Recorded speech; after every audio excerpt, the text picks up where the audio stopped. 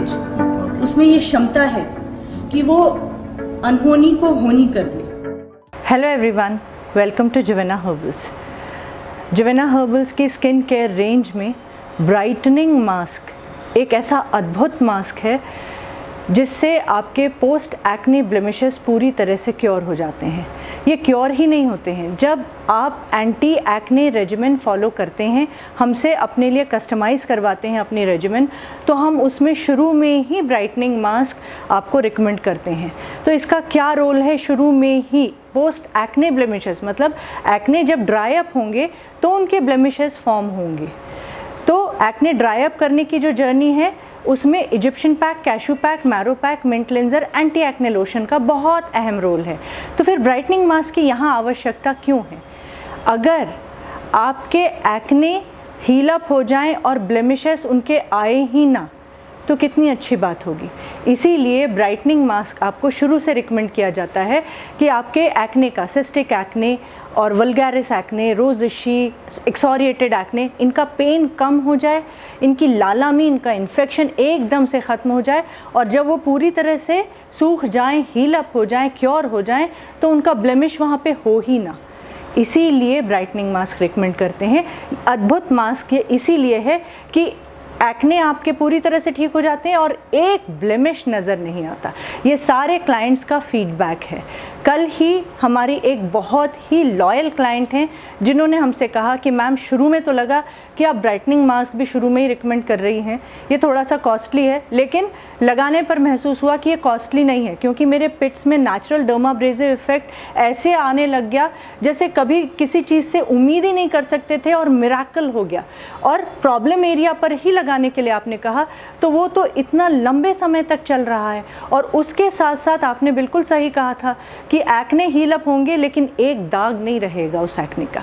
तो दाग क्या है, पोस्ट एक्ने ब्लेमिशेस क्या हैं, ये भी जान लीजिए, तो आप समझ जाएंगे कि ब्राइटनिंग मास्क उसे पूरी तरह से क्योर कैसे करता है। ब्राइटनिंग मास्क में रेड केल्प एल्गी है और उसके अलावा स्पाइरुलिना भी उसमें अच्छी मात्रा में है, सीवीड उसमें है, और उसका टेम्परेचर एकदम नीचे चला जाता है जैसे ही आप उसे सोक करते हैं सीवीड जेल में और अप्लाई करते हैं, तो उसका टेम्परेचर एकदम डाउन बिलो ज़ीरो हो जाता है, और उसकी वजह से वहाँ के पोर्स कॉन्स्ट्रिक्ट अप हो जाते हैं जहाँ आपने लगाया है, और ठंडक मिलने की वजह से ब्लेमिशेस एकदम लाइट हो जाते हैं। जब एक्ने के बाद आपको ब्लेमिशेस आते हैं तो उन्हें नेचुरली ठीक होने में 1.5 से पौने 2 साल लगते हैं।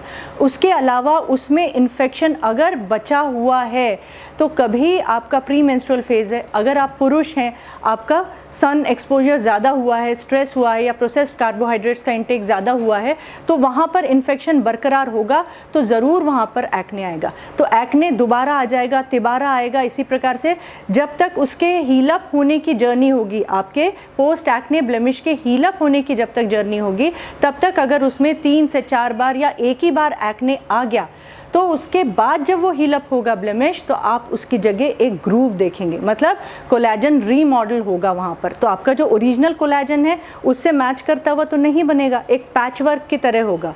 जैसे ओरिजिनल कोलेजन तो जब आप पैदा हुए आपकी त्वचा में वो बन गया था और उसी पर आपकी स्किन टोन और स्किन का टेक्सचर निर्धारित हुआ।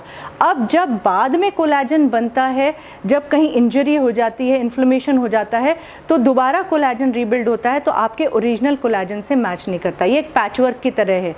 जैसे कपड़ा आपका फट गया, कोई भी, उस पर आपने रफू कर दिया, चाहे जितना आपने उसी शेड से मैच करता हुआ और उसी फैब्रिक से मैच करता हुआ फैब्रिक क्यों ना लगाया हो, रफू किया हुआ बहुत माइन्यूटली देखेंगे तो दिखेगा और फैब्रिक में अंतर दिखेगा।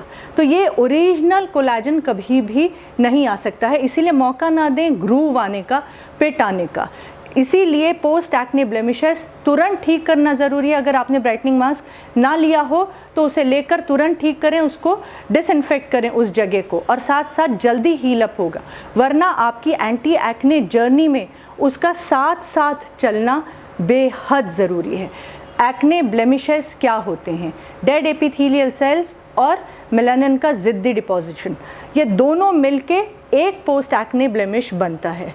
अब जब आपका एक्ने आपको आया तो वो रेज्ड लीजन है, उभरा हुआ हिस्सा है आपकी त्वचा में, तो जहाँ पर त्वचा वहाँ से खिंची हुई है वहाँ से पोर्स पूरी तरह से खुले हुए हैं, खिंचाव की वजह से वो और ज़्यादा खुल गए। तो अगर उसमें थोड़ी सी भी क्लेंजिंग करते समय चोट लगेगी तो वहाँ का इन्फेक्शन पास जहाँ पे खिंचाव तनाव है त्वचा में, वहाँ के पोर्स जो लार्ज हो गए हैं वहाँ से ट्रैवल करके बाहर आएगा, तो उसी के पास पास एक्ने ज़्यादा से ज़्यादा आएंगे।